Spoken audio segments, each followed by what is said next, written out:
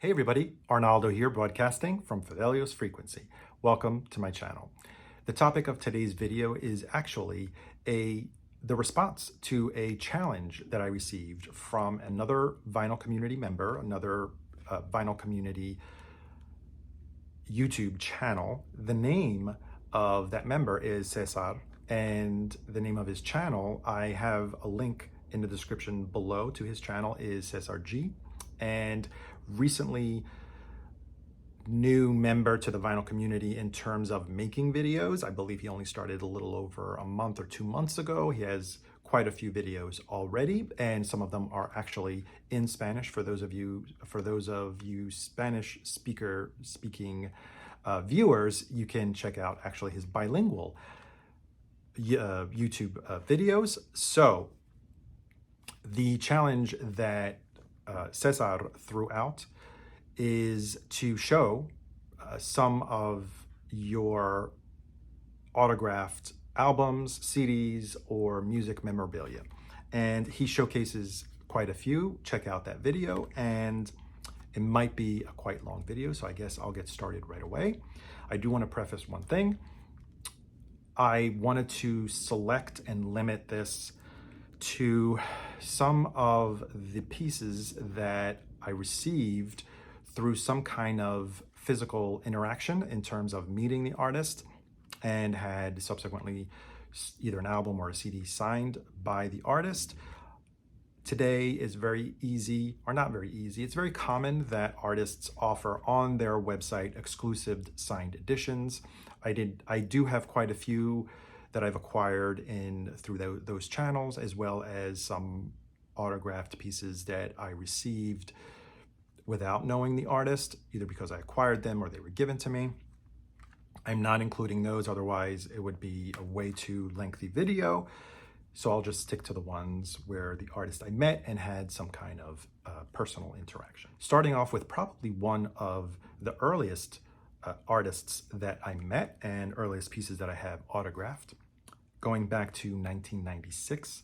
At the time, I was working at the Virgin Megastore in Times Square, and Tori Amos had just released a new album called Voice for Pele, and she was in town for the tour, which one of the dates I subsequently went to, and she also came to the Virgin Megastore to do an in-store performance. And I was lucky enough to be working at the store at the time to watch the in-store performance, but most of all, to have access to kind of like, I don't want to say the backstage area, but at least the section that was only for employees. And I was lucky enough to meet her. I was introduced to her. Very sweet person, very approachable. I can't say anything more than I love Tori Amos. Her music at the time was very important to me, really resonated with me, and I chose to bring along my favorite album at the time. She had just released 3 albums. So the first one, Little Earthquakes, Under the Pink, and Voice for Pele up until then. And I chose Under the Pink because it's the one that's most personal to me. And at the time I didn't have the vinyl copy, so I had her sign the CD, and she signed it on the inside part of the booklet, as you can see here. So that was a great experience. I also have a picture that I took with another coworker and Tori Amos. Fortunately, it is probably buried in a photo album, which I didn't have immediate access to for this video, but trust me, I did meet her. She's very sweet and very approachable. So that's the first one, Tori Amos, Under the Pink. I'm fortunate enough to live in New York City and have access to events that typically happen only in New York City, whether it be a concert or sometimes, and most of the times, since New York is such a big market, it's always like a must stop for press, PR, and promo events and in-store signings. And in this case, it was an in-store signing that gave me the opportunity to meet one of my all-time favorite bands. I've been a fan of theirs for the past, I want to say almost 40 years.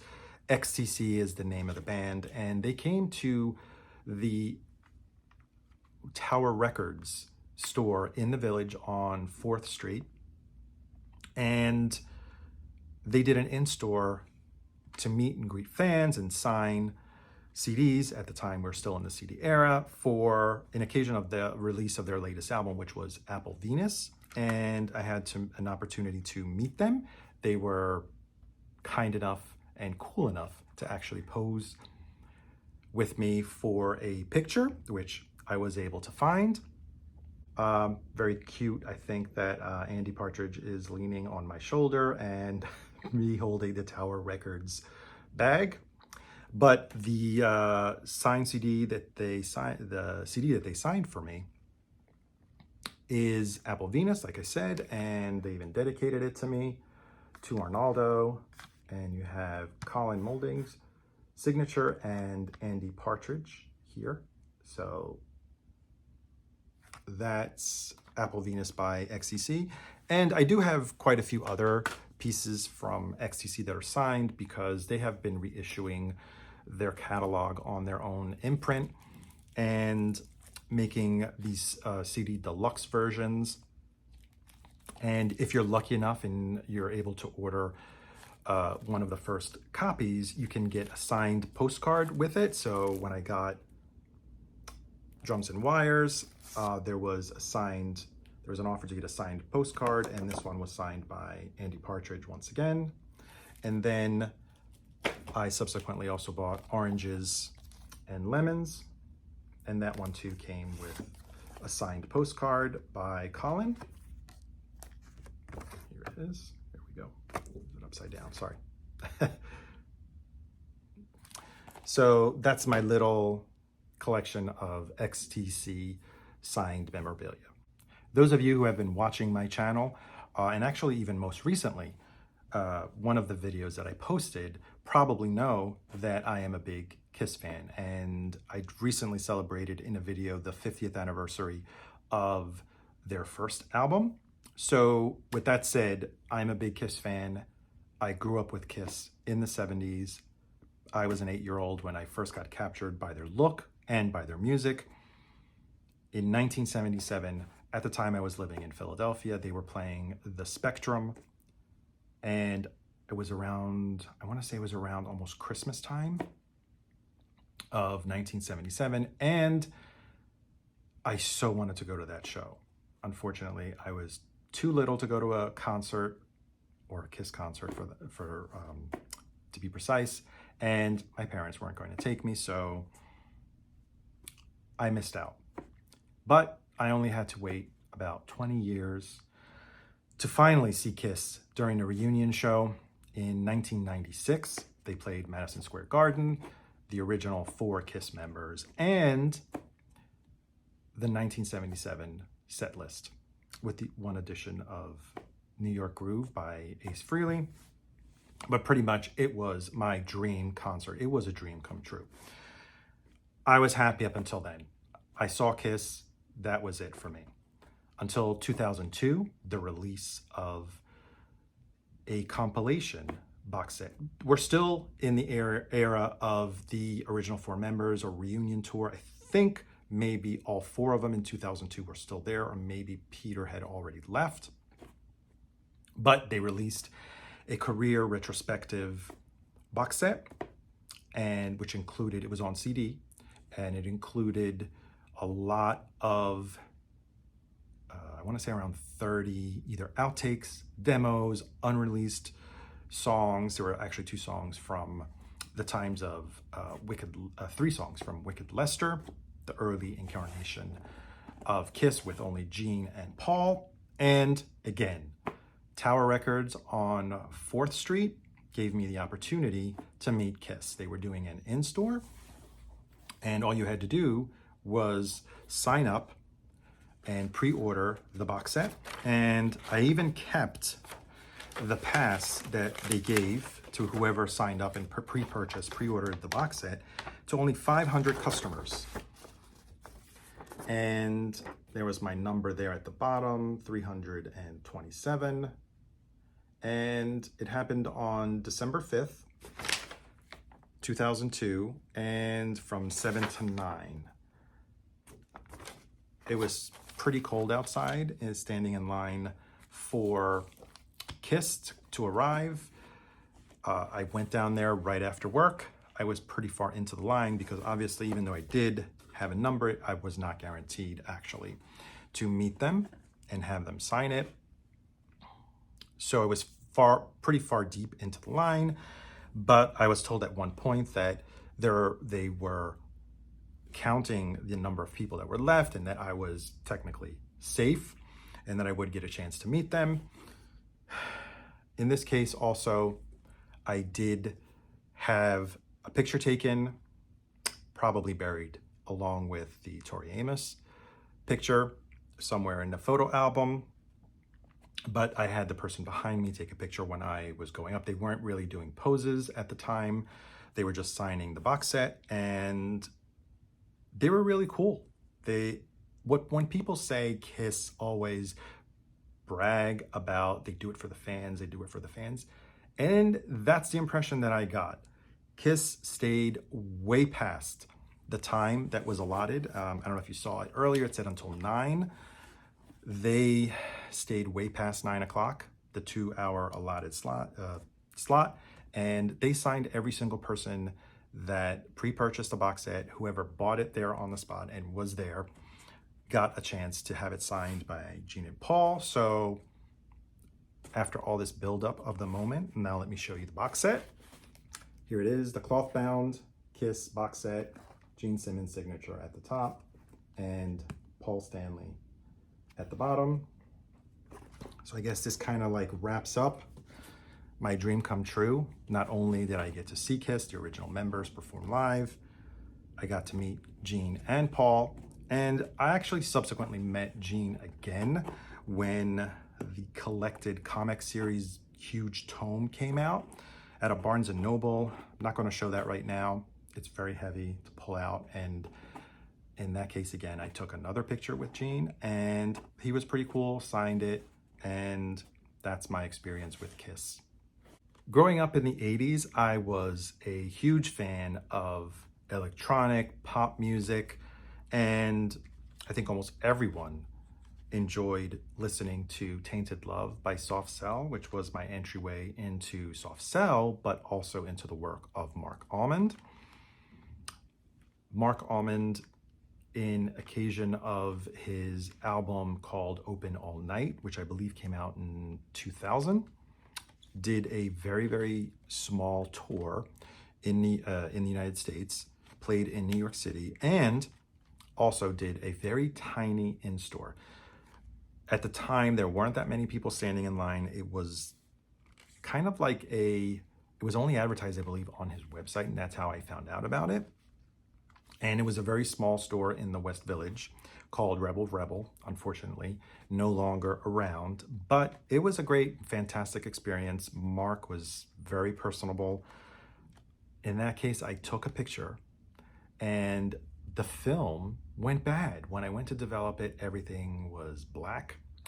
So never got, even though I did get a picture with Mark Almond, I never got it, actually, a physical copy, but it's fine. The memories really are what matter, and the fact that he signed and dedicated a bunch of CDs to me means the world. So I'm a big fan of Mark Almond and of Soft Cell. So let's take a quick look at the things that he signed for me. Open All Night, sorry for the glare, it's actually dedicated to me. Then The Stars We Are. Then his French album called Jacques. This is the album of all his tribute to French music. Nonstop Erotic Cabaret with Say Hello, Wave Goodbye on it. A solo album. This is probably one of my favorite of his solo albums, called Mother Fist. And last but not least, Tenement Symphony, his electro pop album, produced in part by Julian Mendelssohn, worked with Pet Shop Boys, and interestingly enough, he didn't sign it here, but he opened it and thought that this was probably a more memorable spot and signed it on this fantastic picture on the back of the booklet. So that is my collection of signed CDs with Mark Almond. Viewers of my channel probably know that I am a huge Smiths fan, and I did get a chance to meet Morrissey and Johnny Marr in two separate occasions and very different circumstances. The first time I met Morrissey, again, we're going back to 1996. I worked at the Virgin Megastore. He was just shopping around, and I was alerted to his presence in the store, and no one really, other than maybe a few other workers, approached him. Policy at the Virgin Megastore was, if you see a celebrity or an artist in particular, do not approach, do not engage in conversation, just act as if they are any other customer. Do not attract any attention to them, and just be cool. When I got alerted to Morrissey being in the store, I was like, I don't care if this costs me my job. I love Morrissey, the Smiths. There was no way Morrissey was walking out of that store without me talking to him. So I had a 10-minute conversation, totally starstruck. I probably said the stupidest things ever, which typically happens when you meet one of your idols and you're totally unprepared. Whatever blurts out of your mouth, well, then you think about it and it sounds really stupid that you said something like that. But he was pretty cool. He was very nice. He was shopping at the store. No one else was around him. No one even noticed him except for the coworker who had told me that he was in the store. And interesting, he was shopping, he was holding some video cassettes, and I remember seeing that he was holding a Judy Garland movie, and the Patti Smith reissues had just come out. It was 1996, and she had remastered her catalog, and he was holding a few of Patti Smith's cassettes recently released, and that was a fantastic interaction. I did not bother him for an autograph, also because I really didn't have anything that was mine. Another coworker just pulled a Smith CD off the shelf, unwrapped it, and had him sign it, and then eventually purchased it. I just wanted to enjoy the moment and not ruin it with any other type of, fan kind of event. So that was the first time I met Morrissey. Fast forward later, I got the chance to see him again at the Virgin Megastore. This one was the one in Union Square. Virgin Megastore had quite a few locations in New York City. They're all closed now, sadly. And Morrissey was doing an in-store to promote a DVD compilation that was just being released. I patiently stood in line quite a bit. I want to say over an hour, to finally meet Morrissey again and have something signed by him. And they were very strict. The guards in line were very strict. They were opening all the DVD packages, making sure that there wasn't anything else, any other booklets for Morrissey to sign, because he was strictly and only signing the DVD that was being released at the time. And as you can see in the picture, security all around him barely had a chance to shake his hand. That was kind of not a very personal interaction. Just, hello, how are you? What's your name? And he signed my DVD. Much better experience the first time that I met him. And sometimes it's better when you don't meet someone in these big fan events. There's really not much that's very meaningful that can be said in the rush. So here it is. Without further ado, I have Oye Esteban signed by Morrissey and with dedicated to Arnaldo. That would be me. I also, as I mentioned earlier, it's worth showing it at this point.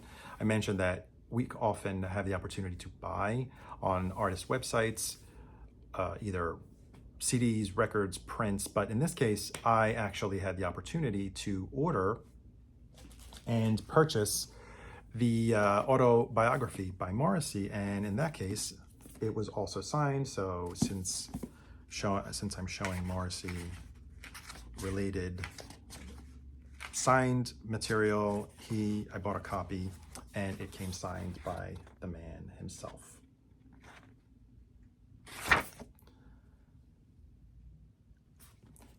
I still am missing a Smith's piece of music or album or vinyl signed by Morrissey. Patience, one day it will happen. Some of you may know already that I am lucky enough to work in the music industry. I work for a record label, and I have access to meet various artists, whether it's in the office or a special meet and greet or a backstage access to an artist. And the next artist is one artist that I did meet through my record label, through my work. And I met them twice. The first time I met them at the office, the new album hadn't come out yet, so I really didn't have a copy. They were just in town for a press tour, I think.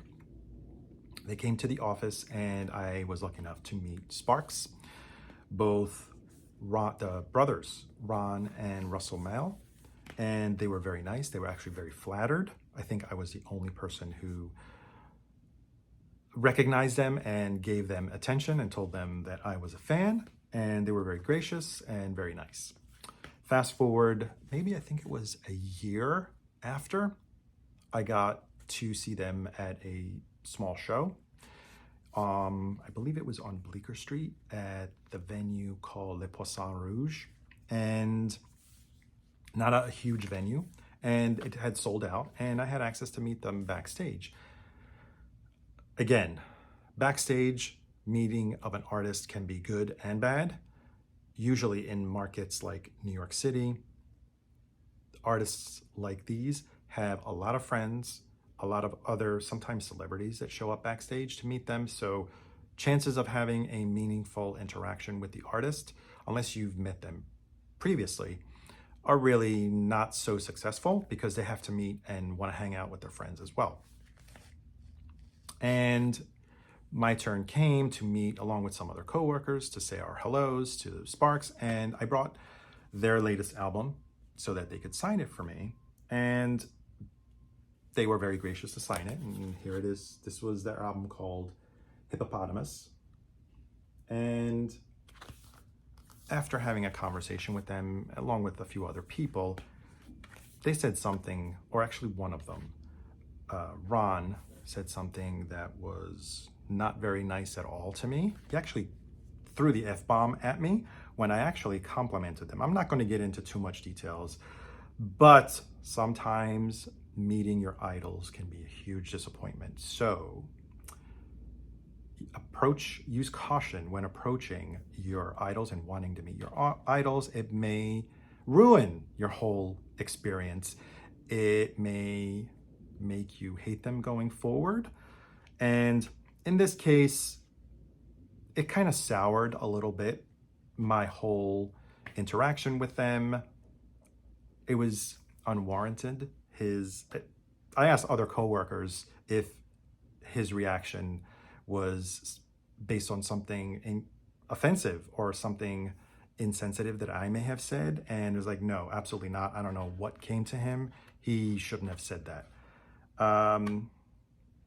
But again, caution in meeting your idols or the people you admire musically, because they may not live up to the expectation.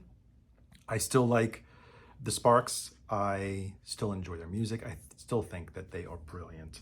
Not always the nicest when around people, but here's my Sparks signed vinyl. Another artist that I simply adore, amazing singer-songwriter that I've been following since his debut album in 1998. Had the opportunity to meet him twice. The first time was, again, at a Barnes & Noble doing an in-store. At the time, I only had CDs, and he signed all of the CDs up until then, which he was promoting the release of his album called Want. I'm talking about Rufus Wainwright.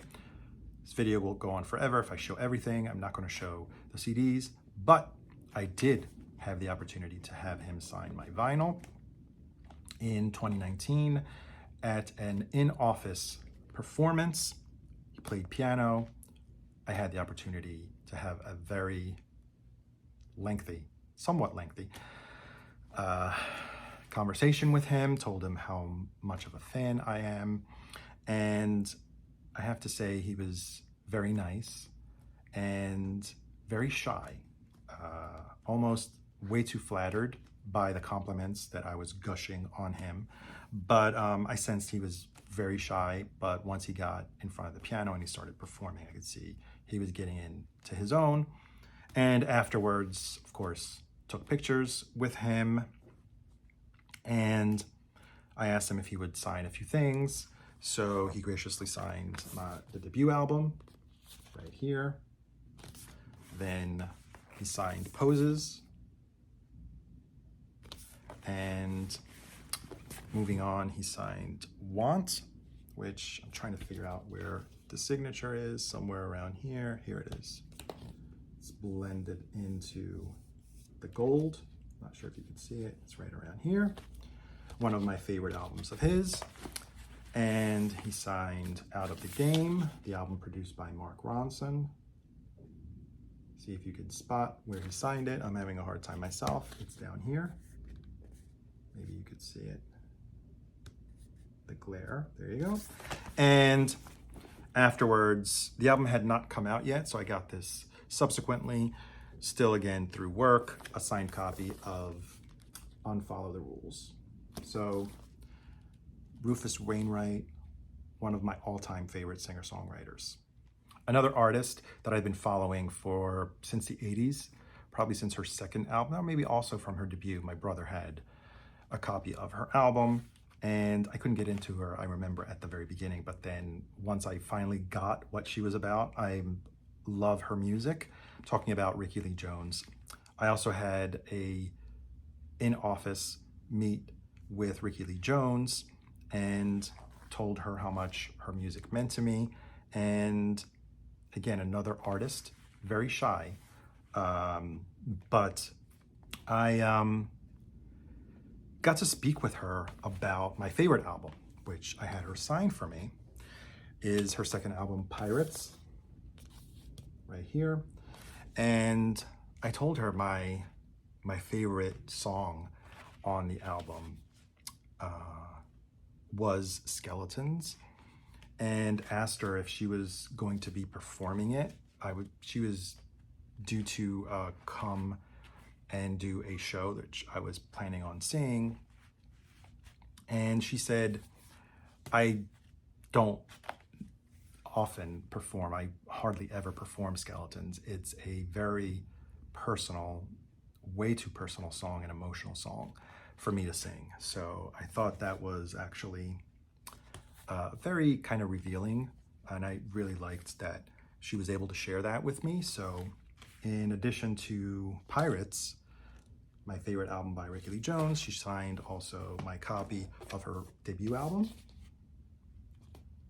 And I had her sign also her, let's call it her first jazz covers album, which is a mini album, Girl at Her Volcano, and that's her signature right there. So fantastic artist, and what else to say? Really cool person, Rickie Lee Jones. Moving on to another artist that actually I was a bit intimidated in meeting, that actually turned out to be very personable. Intimidated because, I don't know, I always felt that they could be maybe a little temperamental or not as friendly as I thought. And it actually turned out that an experience much better than I thought. And I'm talking about Billy Corgan's Smashing Pumpkins. And I got the opportunity to meet Billy in the office. He had been in the office several times, but never had the opportunity to meet with him. And the person that was handling the promotion for his latest album invited me to come into the conference room to meet Billy Corgan. He was very nice, very approachable, actually a lot more down to earth than I thought, and accessible and very friendly. So he signed the Time Monuments to an Elegy for me. So a lot of the events that I mentioned earlier took place at the either the Virgin Megastore or Tower Records. Both of them are no longer around, but we do have still in New York Rough Trade, and Rough Trade is the location of an in-store and a performance that I was able to meet an artist that I really love, formerly part of Czars, a band from the early 2000s, I want to say, late 90s, early 2000s. His name is John Grant, amazing singer, songwriter, amazing voice, eclectic, I want to say, artist, and really cool guy. I went to Rough Trade. He was kind enough to take a picture with me, really approachable again, and he dedicated his latest album at the time to me. That's John Grant from the album Pale Green Ghosts. Through my job, I was able to meet the frontman, leader of one of my favorite bands from the 80s. That would be Simple Minds. And this ranks again amongst one of my favorite encounters with an artist.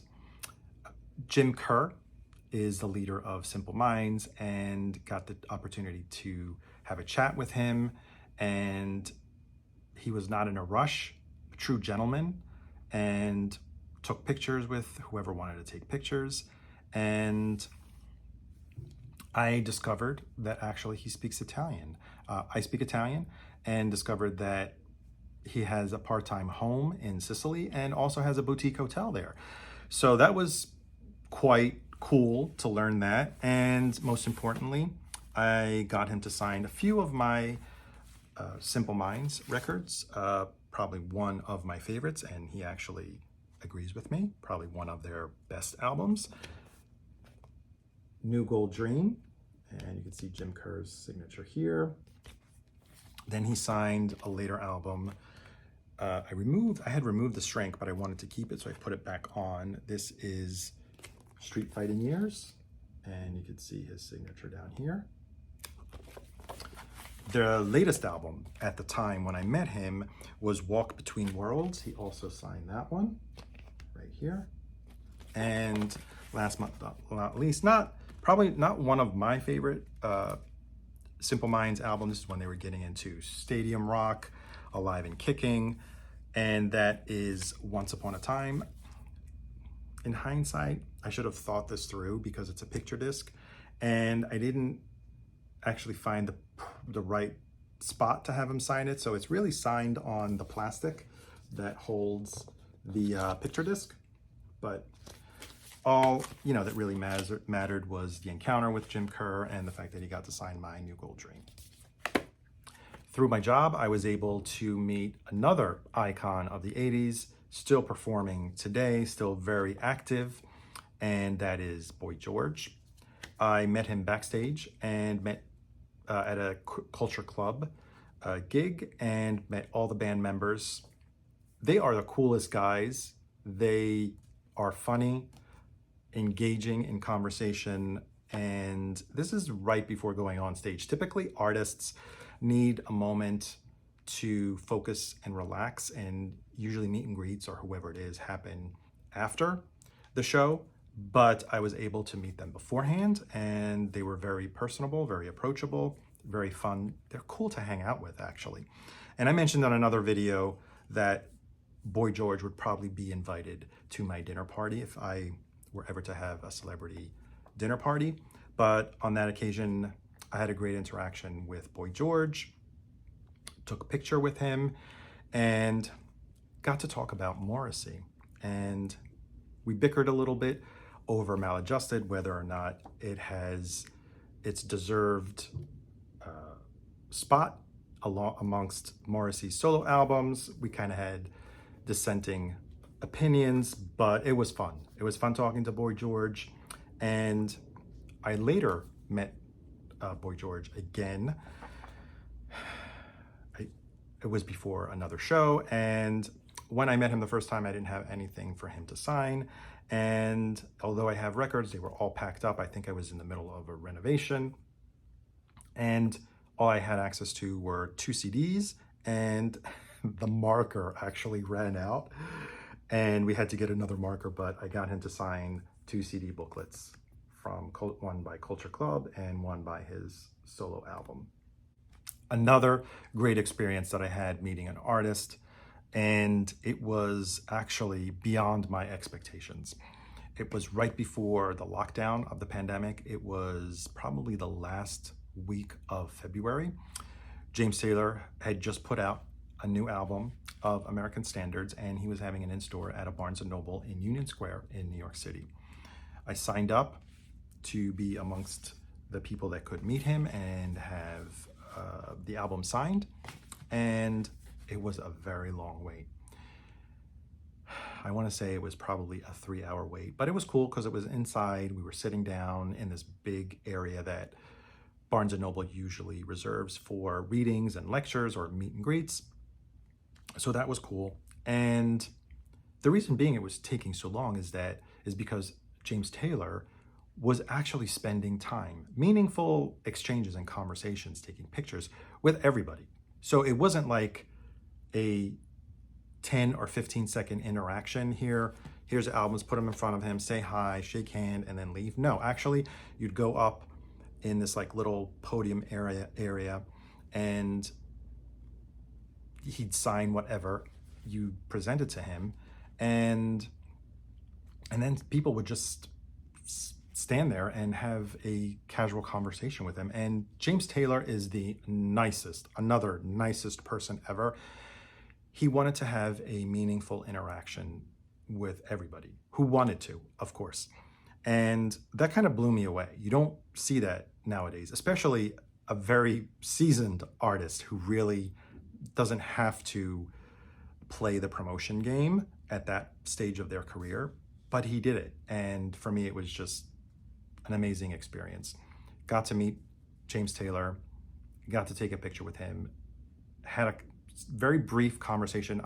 Even though I was staring at him and in the same room with him for about almost 3 hours, so I got used to it and I got relaxed. I still was a little starstruck, but I got a chance to thank him for all the amazing songs that he wrote and that he still continues to write. And first album he signed for me was the American Standards album, which excellent album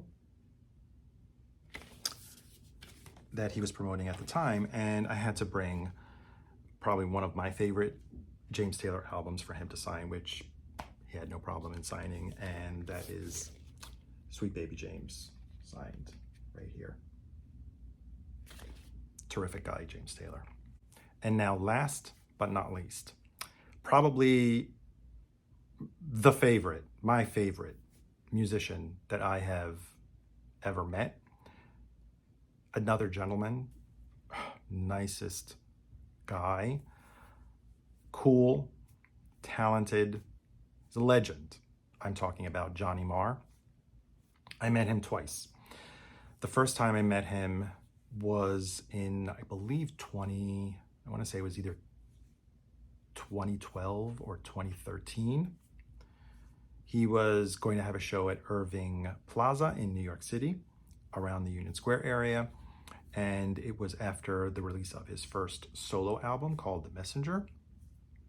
And I knew pretty much what time the sound check was going to happen, and diehard Smiths fan that I am, I could not miss this opportunity.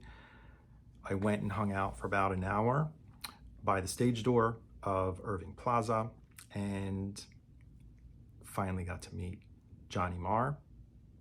There were a few other fans there that knew that was the stage door. That's around the time that Johnny would show up for a sound check. And there was one guy who had a stack of records and another guy who had a guitar. And I was really shocked that Johnny signed probably 20 of Smith's singles for this guy. Here I am with only two things because I don't like to take advantage of the situation. I know probably sometimes artists do it reluctantly. Some don't give autographs at all anymore, but I don't want to impose too much on their time. And I was lucky enough to have a quick chat with him the first time, snap a picture. And as you can see, unfortunately, he was probably got distracted and was looking in the other direction, but it's fine. What mattered to me was the interaction with him. And he was so cool that he signed I brought, at the time, and I think it still is, probably one of the rarer Smiths pieces that I have, which is the promo 12-inch of Barbarism Begins at Home. I had him sign that. And I figured, okay, maybe I'll have him sign something that is comprehensive of everything Smiths.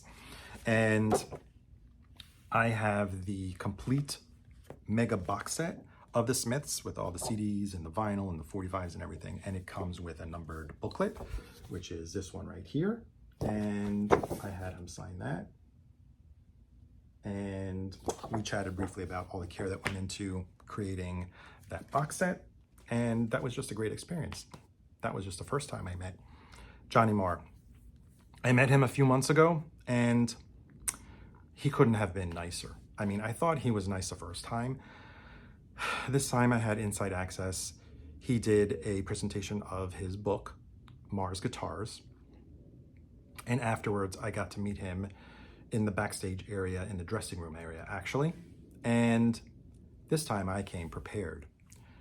I brought pretty much everything, every Smiths and solo Johnny Marr album that I had available, and I'll just show them quickly to you. So we have the first Johnny Marr album, The Messenger, dedicated to me. The second Johnny Marr album,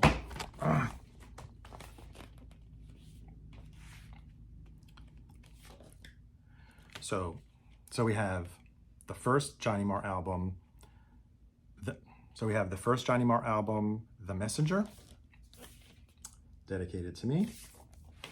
The second one called Playland.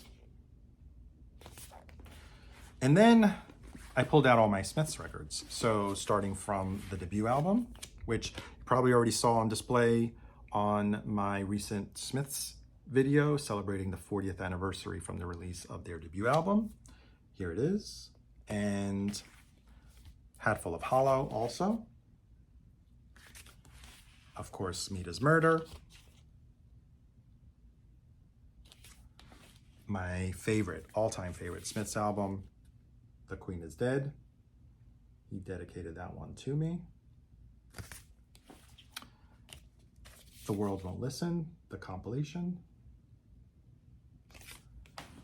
Another compilation called Louder Than Bombs.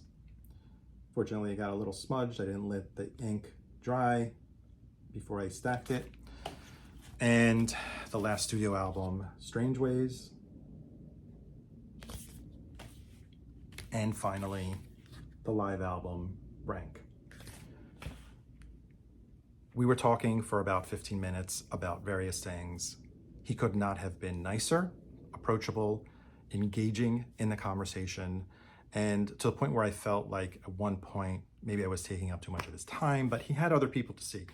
So before he excused himself to talk to other friends or other people in the room, and before he said goodbye, and this probably means more than, yes, the stack of signed records mean a lot to me because I'm a huge Smiths fan, but the gesture that followed before I left probably means the most to me.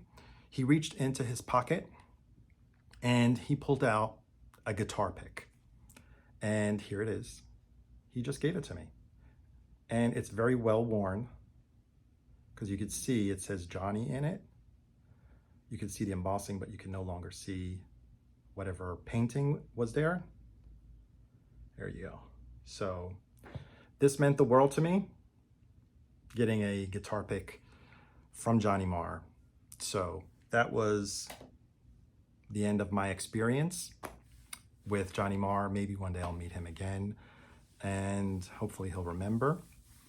So that kind of wraps it up for this video. I tried not to make it too long, tried not to brag. Please don't take it as such. I tried to share my experiences and some of my stories with you. I hope you appreciate them. Cesar, you opened a can of worms.